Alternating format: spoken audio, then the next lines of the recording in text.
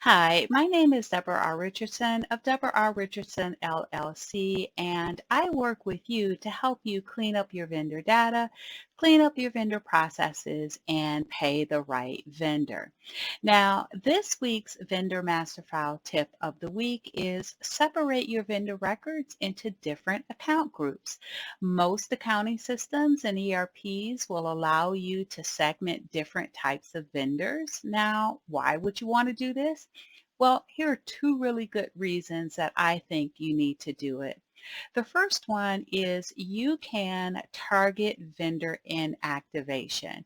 So I have worked with clients that get really quiet when I talk about inactivating vendors, and that's because they've gone through the process of inactivating vendors that they haven't done business with in 15, 18, or 24 months, only to have another department complain that those vendor records need to be active for another reason. So for example, it could be vendors that have a vendor record only to participate in like a bidding process, or maybe customers that are only active until they receive their customer refunds. But you can segment these vendors and only perform the inactivation on particular segments. And this works really well if you have one-time vendors in their own account group.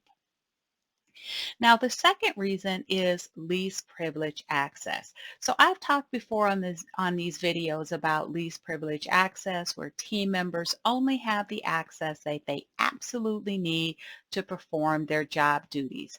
So, for example, if you have customers in your vendor master file to pay those refunds we just talked about, or maybe you have employees set up in your vendor master file to pay expense reports.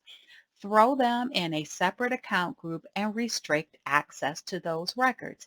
Does everyone on the AP or vendor team that adds and edits vendor records for vendor payments really need to have access to customers or employees? No, they don't. And speaking of your vendor master file, if you want some best practices to standardize your vendor master file, I will link in the description to an on-demand webinar that I did this year on that topic. It is time-stamped, so feel free to watch the whole recording at once or skip around to a particular section. Now, if you'd like more information on improving your vendor setup and maintenance process, please go to my website at debrarrichardson.com for free tools and resources to avoid fraud, regulatory fines, and bad vendor data.